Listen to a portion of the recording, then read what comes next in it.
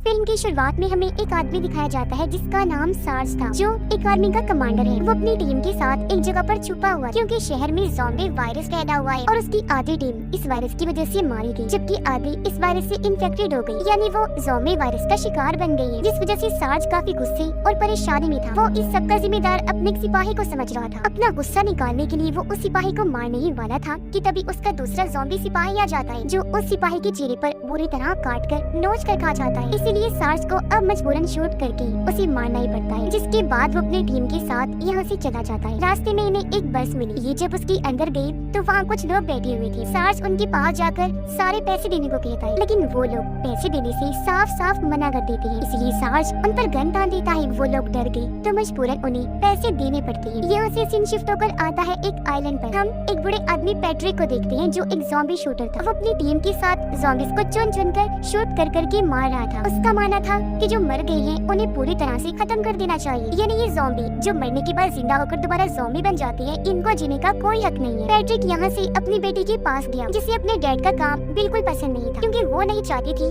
कि ज़ॉम्बीज़ को कोई मारे। वो अपने डैड से पूछती है कि अगर कभी मैं भी ज़ॉम्बी बन गई तो क्या आप मुझे भी मार डालोगे? पैट्रिक कोई जवाब नहीं देता और अपनी टीम के साथ आगे बढ़ जाता है, क्योंकि उसे मैसेज आया था कि एक घर में 2 बच्चे इस वायरस से इन्फेक्टेड हैं, जो जल्द ही ज़ॉम्बीज़ बन जाएंगे। पैट्रिक अपनी टीम के साथ उस घर में पहुंचा। बच्चों की मॉम से कहता है कि उन्हें हमारे हवाले कर दो, वो इन्फेक्टेड है तो सबके लिए खतरा बन सकते हैं, हम उन्हें शूट करने आए हैं। लेकिन बच्चों की मॉम उन्हें बच्चे देने से साफ साफ मना कर देती है। यही नहीं बल्कि उन पर गन भी तान देती है। ये देखकर पैट्रिक और उसकी टीम औरत को ही शूट कर देती है, जिससे वो मौके पर ही मारी जाती है। उसका हस्बैंड जल्दी से वहाँ पर आ गया। अपनी वाइफ के मरने पर बहुत रोया। कहता है, अरे जालिमो, ये तुमने क्या कर दिया? लेकिन पैट्रिक को इस चीज से कोई फर्क नहीं पड़ता, इसीलिए वो बिना कोई जवाब दिए ऊपर जाने लगा बच्चों के कमरे में। लेकिन पैट्रिक उन बच्चों पर गोली नहीं चला पाता, क्योंकि जाहिर है वो भी एक बाप है। इसीलिए वो अपनी टीम के लोगों को उन दोनों बच्चों को मारने को कहता है, पर किसी में भी हिम्मत नहीं होती। वो आगे भी नहीं बढ़ पाते। इतने ही देर में पैट्रिक और उसकी टीम को रोकने यहाँ एक गुंडा भी अपनी टीम के साथ आ जाता है, क्योंकि वो नहीं चाहता था कि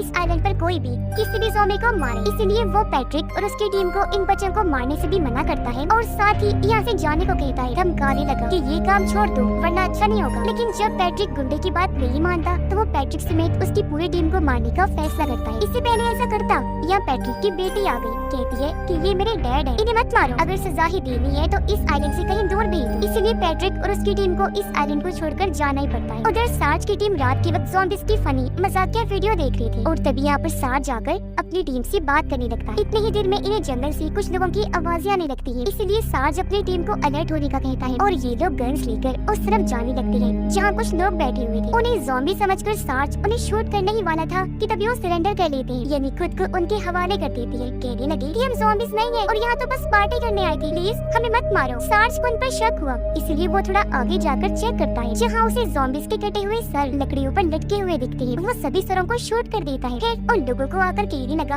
वाह ये पार्टी कर रहे हो तुम लोग, अब बताओ कौन हो तुम और यहाँ पर आने का तुम्हारा मकसद क्या है? अब यहाँ उनमें से एक आदमी चुटकी से सार्स को मारने के लिए अपनी गन निकालता है, लेकिन सार्स की टीम उसे देख चुकी थी, इसीलिए वो जल्दी से अपनी गन्स निकालकर आदमी को शूट कर देती है और वो वही मारा जाता है। अब यही इन्हें एक छोटी उम्र का लड़का भी दिखा। ये उसे भी शूट करने वाले थे, लेकिन वो एकदम बोल पड़ता है कि मुझे मत मारो, मैं इनके साथ नहीं मिला होगा। इसीलिए सार्स उसे नहीं मारता और ये उसे भी अपने साथ लेकर आगे बढ़ जाते हैं। लड़का इन्हें एक जीप में लेकर जाता है, जिसके अंदर एक लॉकर था। लॉकर में ढेर सारे पैसे थे, जिसकी चाबी सिर्फ लड़के के पास थी। लड़का इन्हें क्योंकि पैसे देना नहीं चाहता था, इसलिए वो यहाँ इस तरह जाहिर करता है कि मैंने चाबी गुम कर दी है। वो झूठ बोल रहा था और लोगों ने भी यकीन कर लिया, इसीलिए वो छुपके से चाबी को अपनी जेब में रख लेता है। लेकिन उसे ऐसे करते हुए सार्स ने देख लिया था, पर फिलहाल वो कुछ नहीं कहता। और अब ये लोग किसी महफूज जगह पर जाने का फैसला करते हैं। जीप में बैठकर वहाँ से आगे बढ़ जाते हैं। लड़का इन्हें उसी आइलैंड के बारे में बताता है और पैट्रिक की वीडियो दिखाता है, जिसमें पैट्रिक कहते हैं कि ये आइलैंड सबसे महफूज जगह है, अगर यहाँ कोई आना चाहता है तो बिना सोचे आ सकता है, यहाँ कर रह सकता है। ये देखकर सार्स कहता है कि हम इसी आइलैंड पर ही जाएंगे, इसीलिए उसकी टीम उसी तरफ निकल जाती है। रात को जब वो लड़का सो रहा था तो सार्स उसकी जेब से चाबियां निकालकर अपने पास रख लेता है। ये लोग अब आइलैंड पर जाने के लिए समंदर किनारे बने शेल्टर में आ गए, जहाँ पैट्रिक अपनी टीम के साथ पहले से ही रह रहा था। यहाँ पैट्रिक सार्स से कहता है कि अगर तुम्हें आगे जाना है तो अपने सारे पैसे हमें देने होंगे, लेकिन सार्स ने साफ साफ मना कर दिया कि पैसे दे दूं, नो कभी नहीं। अब सार्स को एक बड़ी सी शिप दिखाई देती है, इसलिए ये उस तरफ जाने लगती है, लेकिन ये देखकर पैट्रिक की टीम भी नहीं रुकती और वो इन पर अंधाधुंध गोलियां बरसाने लगती है। तो मजबूरन सार्स को अपनी टीम के साथ जीप में वापस आना ही पड़ता है। पर सार्स की टीम का एक आदमी शिप तक पहुंचने के लिए जीप से सीधा पानी में ही कूद जाता है। पानी में वो जब आगे बढ़ रहा था तो पैट्रिक की टीम उसकी भी जान नहीं छोड़ती। वो पानी में ही उस पर भी गोलीबारी करने लगती है, लेकिन वो जैसी तैसी उनके हर शॉट से बच जाता है। इस मुसीबत से बचा ही था कि तभी उसके सामने दूसरी मुसीबत आ खड़ी होती है और वो था ज़ॉम्बी, जो भी पानी में ही था और उसके बहुत ही करीब भी। तो अपनी जान बचाने के लिए वो लड़का ज़ॉम्बी की उंगलियों को दांतों से ही काट कर पानी में फेंक देता है। ऐसा करके उसे अजीब तो लगा, पर अपनी जान बचाने के लिए इसके अलावा उसके पास और कोई रास्ता नहीं था और वो अब तैर कर आखिरकार शिप तक पहुंच जाता है। फिर सार्ज अपनी जीप पर चढ़ के बॉम्ब से पैट्रिक का घर ही उड़ा देता है। धमाके की आवाज से सारे ज़ॉम्बीज़ बाहर निकल कर आ गए, एक साथ पैट्रिक की टीम पर हमला कर देते हैं, पूरी तरह उन्हें काट काट कर मार देते हैं। लेकिन पैट्रिक किसी तरह ज़ॉम्बीज़ को मारकर वहाँ से बच निकलता है। जो सिपाही शिप तक पहुँचा था वो शिप को किनारे पर लेकर आ जाता है, इसलिए सार्ज और उसकी टीम जल्दी से उसमें बैठ जाती है। अब पैट्रिक भी शिप में चढ़ने के लिए कूदता है, लेकिन वो लटक गया, गिरने ही वाला था कि तभी उसे सिपाही लड़की बचा लेती है, शिप के अंदर कर लेती है। मदद करने पर पैट्रिक उसका शुक्रिया अदा करता है, कहने लगा कि तुम्हें देखकर मुझे मेरी बेटी की याद आ गई है। फिर सार्ज पैट्रिक से बात करने लगा, पूछता है कि तुम हम पर गोलियां क्यों चला रही थी। पैट्रिक कहता है क्योंकि हमारे पास पैसे नहीं थे, हमें पैसे चाहिए थे जिनके लिए हम किसी की भी जान ले सकते हैं, बस यही बात थी और कोई हमारी किसी से कोई दुश्मनी नहीं है। ये कहकर वो अपना हाथ आगे करता है। सार्ज हाथ मिलाकर जवाब देता है लेकिन इस उम्र में भी तुम काफी स्मार्ट हो, मुझे तुम्हारी बातें रवैया काफी अच्छा लगा। जो कहकर वो पैट्रिक को भी अपने साथ रख लेता है। अब जिस सिपाही ने ज़ॉम्बी की उंगलियां दांतों से काटी थी, जो शिप लेकर आया था, वो जब शिप को चला रहा था तो अंदर से उसकी हालत खराब होने लगती है। सिपाही लड़की को उसकी तबीयत में गड़बड़ी लगी, इसलिए वो पूछ लेती है कि तुम ठीक तो हो ना, कोई मसला तो नहीं है तुम्हारे साथ। जिस पर वो हाँ में जवाब देता है कि हाँ मैं बिल्कुल ठीक हूँ। पर वो ये बात किसी को नहीं बताता कि अंदर ही अंदर मैं भी ज़ॉम्बी वायरस से इन्फेक्टेड हो रहा हूँ और ऐसा होने की वजह उसका ज़ॉम्बी को काटना था। और अब सार्ज अपनी टीम के साथ मिलकर शिप के सभी ज़ॉम्बीज़ को मार देता है। पैट्रिक सार्ज को उस आइलैंड के बारे में बताने लगा कि वो जगह बहुत ही अच्छी और महफूज है, लेकिन फिलहाल एक गुंडे का वहाँ पर राज है। अगर हम इतनी बड़ी शिप में बैठकर उस आइलैंड पर जाएंगे तो गुंडे को हमारे आने का पता चल जाएगा, फिर वो हमें मार भी सकता है। इसीलिए अभी सारे लोग छोटी कश्ती में बैठकर उस आइलैंड पर जाने के लिए निकल जाते हैं। कुछ देर का सफर करने के बाद आखिरकार ये उस आइलैंड पर पहुँच जाते हैं। यहाँ आकर इन्होंने देखा कि गुंडे ने ज़ॉम्बी को मारा नहीं है, बल्कि उन्हें बांध के रखा हुआ है और उनसे अपने सारे काम करवा रहा था। ये लोग अभी कुछ आगे बढ़े ही थे कि तभी गुंडे के दो लोग इन्हें देख लेते हैं, इन पर गोलियां चलाने लगते हैं। बदले में ये लोग भी अंधाधुन उन पर गोलियां चलाते हैं, जिस गोलीबारी में गुंडे के वो दोनों आदमी मारे जाते हैं। लेकिन इस सब में सार्ज और उसका एक आदमी भी जख्मी हो गई थी। पर सार्ज उठा हंसते हुए अपने साथी को कहता है कि चलो आज हमें भी गोली लग गई। लेकिन इस बात पर उसका साथी कोई जवाब नहीं देता,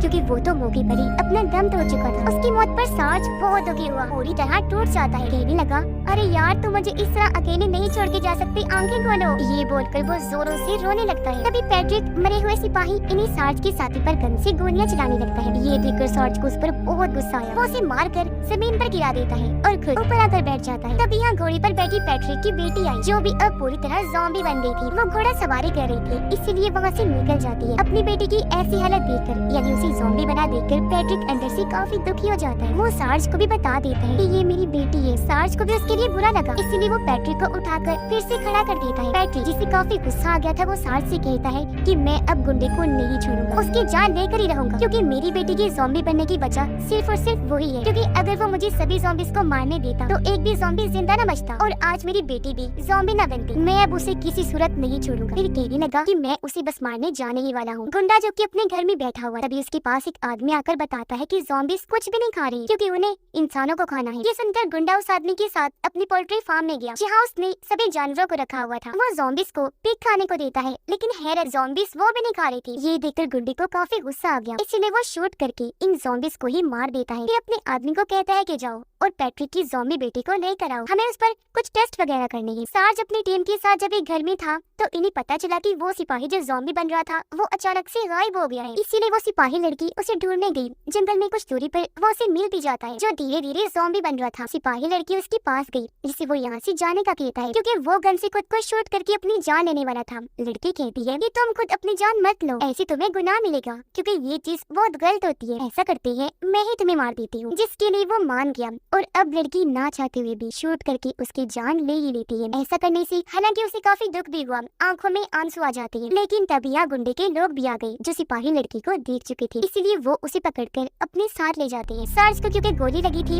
इसलिए उसकी हालत भी काफी खराब होने लगती है, जिसकी थोड़ी ही देर बाद वो बेहोश हो जाता है। लड़का उसे होश में लाने के लिए घर में पानी ढूंढने लगा, लेकिन जब उसे पानी कहीं ना मिला तो वो घर से बाहर ढूंढने चला जाता है। एक जगह उसे पानी मिल भी गया, लेकिन वो जैसे पानी लेने वाला था वहाँ पैट्रिक की बेटी आ आ गई, जो ज़ॉम्बी नहीं थी बिल्कुल ठीक लग रही थी। पैट्रिक जो अपने साथियों के साथ था गुंडे को मारने का प्लान बना रहा होता है कि तभी इन्हें आवाज आने लगी, इसलिए ये साइड में जाकर छुप जाते हैं। इन्होंने देखा कि गुंडे का साथी बेहोश सिपाही लड़की को अपने साथ ले जा रहा है, इसीलिए ये फैसला करते हैं कि हमें कैसे भी करके इस लड़की को बचाना है। जब सिपाही लड़की को गुंडे के पास ले जाया गया तो उसे होश आ गई। यहाँ गुंडा उसे बताता है कि हम ज़ॉम्बीज़ को मारना नहीं चाहते, क्योंकि हमारी फैमिली में ऐसा कोई रिवाज है ही नहीं। मरने के बाद हम ना किसी को जलाते हैं, ना दफन करते हैं और ना ही जिंदा होकर ज़ॉम्बी बनने वालों की जान लेते हैं। सिपाही लड़की देखती है कि गुंडे की वाइफ भी ज़ॉम्बी बन चुकी है, लेकिन इसने उसे भी नहीं मारा होता बल्कि घर में ही कैद करके रखा हुआ था। गुंडे की लोग पैट्रिक की बेटी को पकड़ लेती है जो ज़ॉम्बी बनी हुई थी और उसे गुंडे के पास लाने लगती है। सार्ज भी पहले से काफी बेहतर हो गया था। उसे जब होश आई तो कोई उसकी चोट की पट्टी कर रहा था। आंखें खोलकर जब उसने देखा तो वहाँ पैट्रिक की बेटी थी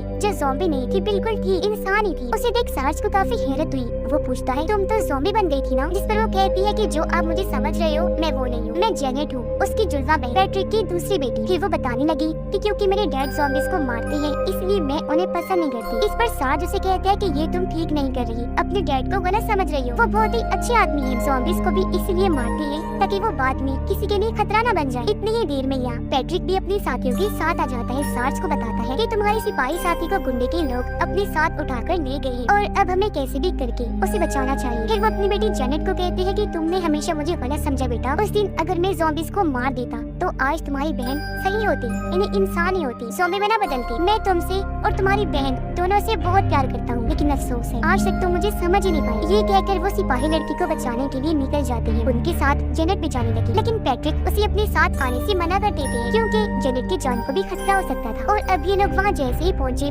गुंडा उन्हें देख लेता है, इसलिए सार्ज लड़के को लॉकर की चाबी वापस देते हुए कहता है कि ये लो और यहाँ से भाग जाओ, उन पैसों से अच्छी जिंदगी जीना बेटा। जबकि सार्ज खुद पैट्रिक और उनकी टीम सरेंडर कर देते हैं, खुद को उनके हवाले करके अपनी अपनी गन्स रख के ही आगे बढ़ जाते हैं। पैट्रिक देखता है कि गुंडे ने मेरी दूसरी ज़ॉम्बी बेटी को जानवरों के साथ फार्म में बांधा हुआ है। गुंडे ने वहाँ घोड़ों को भी छोड़ा हुआ है ये देखने के लिए कि ज़ॉम्बीज़ घोड़े भी खाते हैं या नहीं। जेनेट जब वापस अपने घोड़े के पास जा रही थी तो उसे वही लड़का मिल जाता है जिसे सार्ज ने ही भेजा था। वो उसे बता देता है कि सार्ज और पैट्रिक ने सरेंडर कर दिया है और वो लोग पकड़े जा चुके हैं। तो अब उन लोगों को छुड़वाने के लिए ये दोनों एक प्लान बनाते हैं। ये गुंडे के पास गए, कहते हैं कि अगर तुमने इन सब लोगों को छोड़ दिया तो हम तुम्हें बहुत सारे पैसे और ढेर सारे गन्स भी देंगे। तभी यहाँ जेनेट अपनी बहन को देखती है, इसीलिए वो बिना सोचे उसके पास जाने लगी क्योंकि उसे लग रहा था कि मेरी बहन ने मुझे पहचान लिया है। पर जैसे वो करीब गई उसकी बहन जेनेट के हाथ पर काट लेती है। ये देखकर पैट्रिक को इतना गुस्सा आया कि अब वो गुंडे और उसके साथियों पर गोलियां चलाने लगता है। बदले में उन्होंने भी चलाई, इसलिए दोनों टीम्स की बीच जबरदस्त गोलीबारी शुरू हो जाती है। और अब गोलियों की आवाज सुनकर वहाँ सारे ज़ॉम्बीज़ आने लगती हैं और इन पर खतरनाक हमले होना शुरू हो जाते हैं। कुछ देर के बाद मौका देकर पैट्रिक अंदर आया।